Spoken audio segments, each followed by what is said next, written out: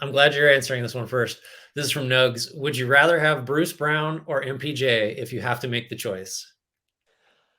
For the Nuggets team, Michael Porter Jr. is less mission critical to them than Bruce Brown.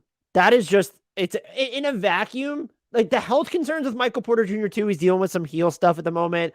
And it was clearly bothering him before that. I think they just said it was building up, and he went from shooting like a trillion% from three to like a negative trillion%. So clearly something was bothering him. But like you could actually run. Like, I don't know that you don't want him setting up like live dribble possessions, but you can run the offense through Bruce Brown. He is like he's hit some like really nice runners and floaters this year. He can be used as a screener. He's hit his threes for the most part. There's these ultra wide open threes. When you look at the Nuggets having Jamal Murray, Nikola Jokic, Bones Island, even this version of Aaron Gordon, like holy shit.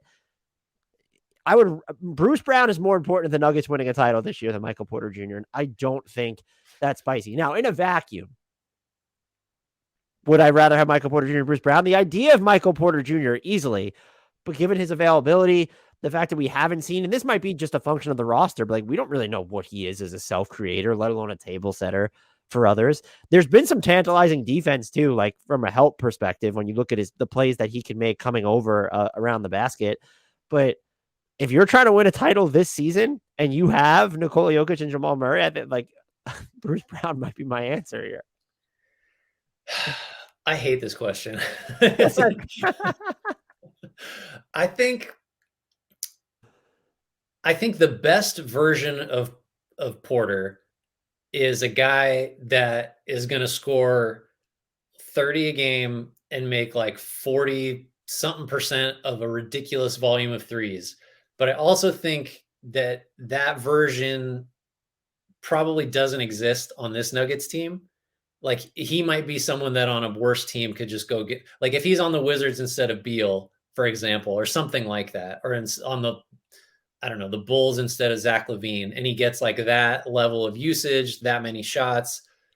I think like that's a really valuable player. But then you've got the cost, you've got the injury history, you've got the current injury. And really, I guess I have to come around and agree with you that if this is Bruce Brown, like for real, like that's going to get you double figure scoring 5 and 5, make his threes, defend multiple positions, be usable like on the ball in a pick and roll, hub. off the ball, be the roller, like that's still in the bag, from his Nets days. Yeah, man. Because again, let's go back to the same theme. Like I don't see Bruce Brown getting played off the floor in a final series. I was about to ask you that though. Is it more likely that Bruce Brown gets played on the floor or Michael Porter Jr.? Because Bruce Brown's playoff offense is just something that's sort of like the Nets have not made. Maybe I'm just like blanking on the 2020 playoff run, but like they haven't made like this super deep playoff push with Bruce Brown as mission. So there is like questions on how his offense to me might hold up in the postseason. That's the thing. I think he's better now than he's ever been. So it's like, is this for real? I think this is his age 26 season. So like, yeah, maybe this is just Bruce Brown is only 26. This is just he's peaking. Wow.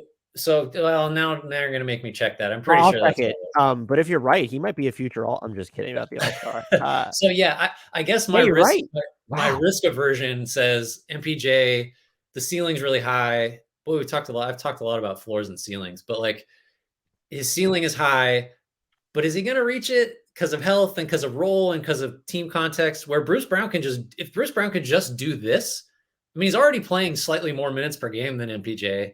Like, I mean, that's why I hate this question. I feel like this is one we're going to look back on when Porter Jr.'s made like 6 All-Star games and feel stupid. But I freaking love this question, actually. I do think it's probably a tougher question to answer from the Nuggets perspective than a lot of other teams who I do feel would still fall to. And the contract was a good point, by the way, because it's not just the investment you have in MPJ, but how cheap Bruce Brown Jr. is. Right. That's the other thing.